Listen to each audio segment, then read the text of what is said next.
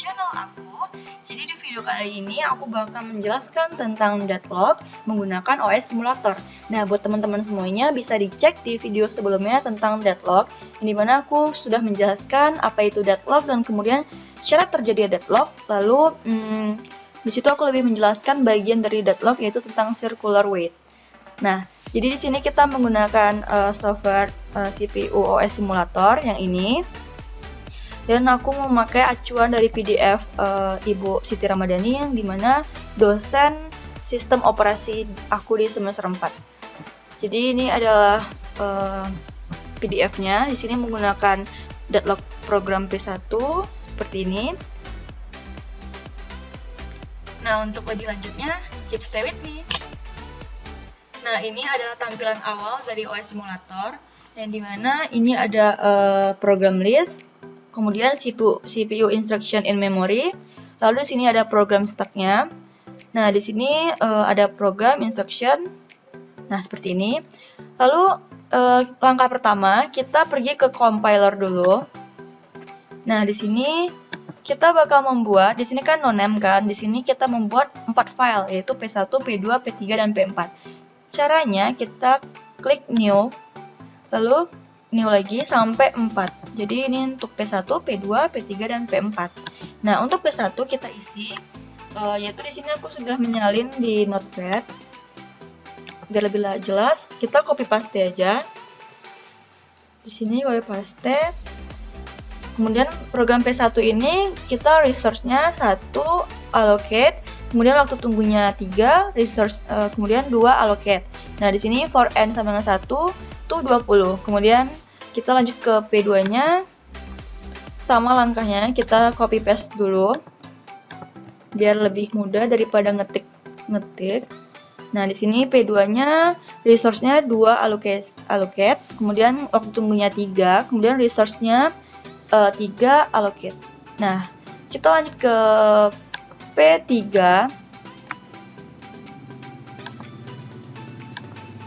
Di sini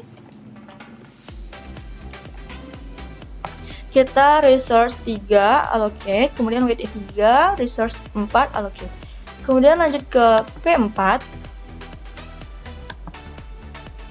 Nah, ini adalah file yang terakhir.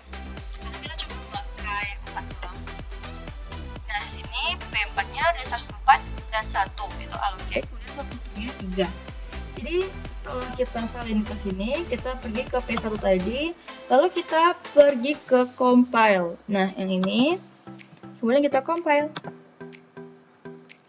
Setelah selesai, kita klik load in memory sampai dia mengabari kalau kode sukses. Lanjut ke P2-nya, kita lakukan hal yang sama seperti P1.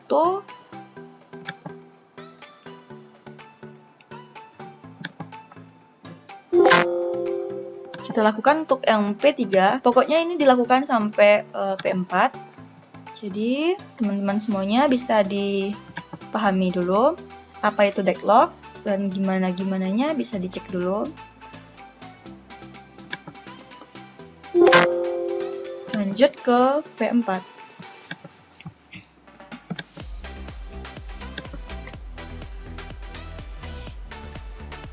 Load in memory. Nah, setelah kita compile, dia bakal muncul di program list kita. Di sini ada P1, ada P2, ada P3, ada dan P4. Nah, setelah ini kita lanjut ke OS 0-nya. Jadi di sini P1 di program list ini kita klik P1, kita create new process, kemudian P2-nya kita create new process, P3-nya kita create new process, dan 4. Nah, kemudian dia bakal menampilkan di bagian ready process. Nah, seperti ini. Setelah itu kita lanjut ke di sini schedule-nya kita atur round robin. Lalu di sini ada 10. Lalu di sini fast agar tidak memperlama waktu. Nah, sebelum kita klik start, kita harus ke view dulu, yaitu ke view resource. Nah, di sini kita klik stay on top, kita close dulu, lalu kita pergi ke OS control dan kita start. Pas setelah kita klik start, kita klik view, kita klik view resource, dan kita lihat apakah dia terjadi deadlock. Dan telah muncul warning proses deadlock, berarti dia mengatakan kalau ini terjadi deadlock. Nah, artinya kalau terjadi deadlock dan tidak ada solusinya, kita akan melepaskan satu resource agar dia dapat mengatasi deadlock. Oh ya, sebelumnya di sini ada resource color key, yaitu warna hijau untuk available, kemudian untuk kuning allocate only, dan yang merah allocate ditambah request. Jadi untuk merah ini terjadi deadlock. Nah, di sini kita coba R1, resource 1, resource 2, resource 3, resource 4. Nah, di sini kita coba melepaskan secara manual resource satunya dengan cara release. Nah, setelah berwarna hijau telah selesai. Oh ya teman-teman semuanya, di sini ada prevent, recover, dan avoid detect. Nah, di sini prevent ini yaitu untuk mencegah deadlock, kemudian recover ini pengolahan setelah terjadi deadlock.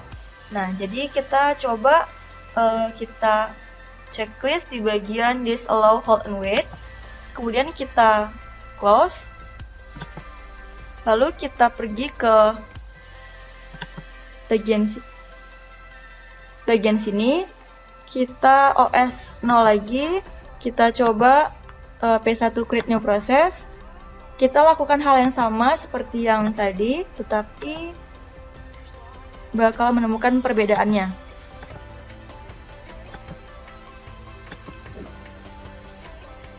Setelah ini kita lanjut setelah itu kita klik star-nya,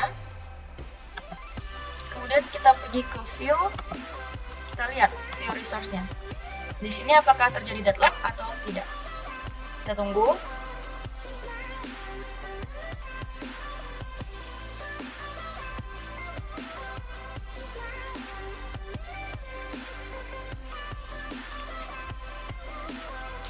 Nah, di sini tidak terjadi deadlock, berarti dapat mengatasi deadlock. Kemudian kita coba untuk disallow circular weight-nya.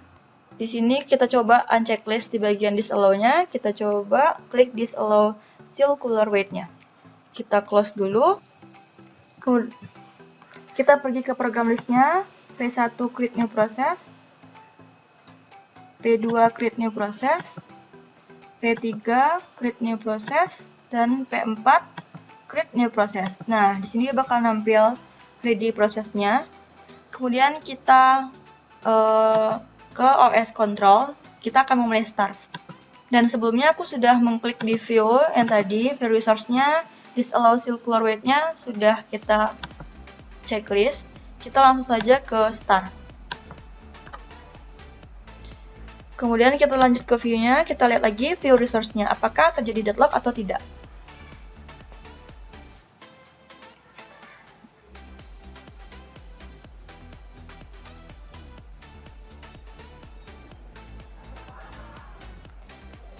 Nah, di sini telah terjadi deadlock. Jadi, ketika terjadi deadlock, tidak ada solusinya, kita harus melepaskan satu proses agar deadlock-nya bisa diatasi. Nah, di sini kita coba merilis resource satunya.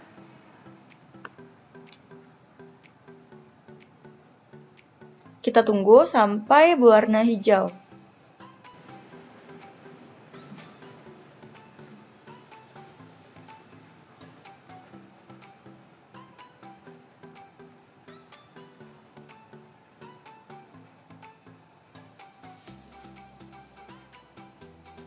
Setelah warna hijau berarti telah available, berarti deadlock telah diatasi.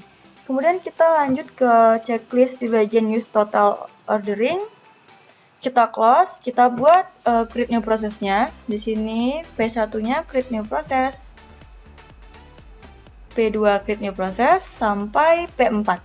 Pokoknya kita melakukan hal yang sama, cuma kita bakal menemukan jawaban yang beda. Tergantung kondisi deadlock-nya seperti apa. Jadi di sini telah muncul di ready process, kita lanjut ke OS control-nya. Karena di view-nya sudah kita checklist di bagian use total ordering. Di sini kita langsung start aja.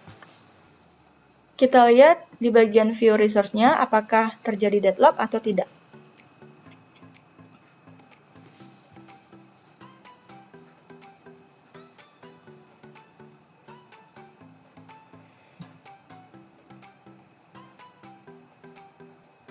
Nah, di sini tidak terjadi deadlock, berarti di sini berwarna hijau berarti tidak terjadi deadlock. Kemudian kita lanjut ke bagian recover-nya. Recover, kita checklist di about prosesnya. Kita close, kita buat new create process. Hal yang sama kita lakukan seperti sebelum-sebelumnya, jadi teman-teman semuanya jangan bosan. Karena ini kita bakal mengecek apakah deadlock atau tidak. Kita langsung ke OS Control, kita start. Kita lihat ke bagian view. Kita view resource. Nah, seperti ini. Di sini ada terjadi deadlock. Warning, proses deadlock is detected. Jadi recover ini yang sudah aku jelaskan tadi. Nah, kemudian langsung berubah ke warna hijau. Di sini kenapa seperti itu? Karena seperti yang aku jelaskan tadi, recover ini dia bakal mengelola proses setelah terjadinya deadlock. Jadi, kalau sudah terjadi deadlock dan dia bakal mengelola kembali, bakal memproses kembali. Nah, makanya itu bisa seperti ini. Kemudian kita coba ke bagian preempt resource-nya. Kita close, kita buat create new process dulu.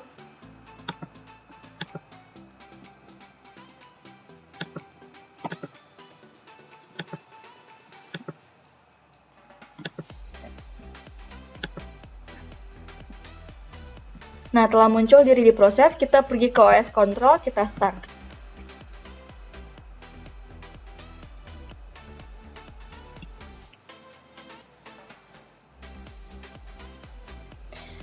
Jadi, kita lihat ke bagian view-nya, view resource, apakah terjadi deadlock atau tidak. Nah, ini sudah diberi peringatan terjadi deadlock. Kita lihat dulu apakah setelah terjadi deadlock dapat berubah. Nah, udah mulai perlahan berubah. Kita tunggu.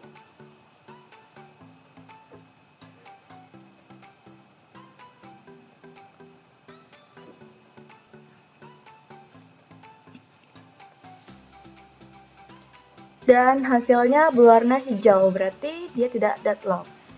Nah, itulah perbedaan dari prevent dan recover. Jadi kesimpulannya bisa kita ambil bagian prevent dan recover. Jadi prevent itu untuk mencegah deadlock, tetapi tidak semua deadlock bisa diatasi karena tergantung kondisinya gimana dulu gitu. Sedangkan recover ini setelah terjadi deadlock, dia bakal mengelola kembali hingga deadlock telah hilang gitu. Jadi cukup sekian di video kali ini, semoga teman-teman semuanya paham apa yang aku jelaskan. Jangan lupa di like, comment, and subscribe, karena subscribe itu gratis. Sampai jumpa di video-video berikutnya. Assalamualaikum warahmatullahi wabarakatuh.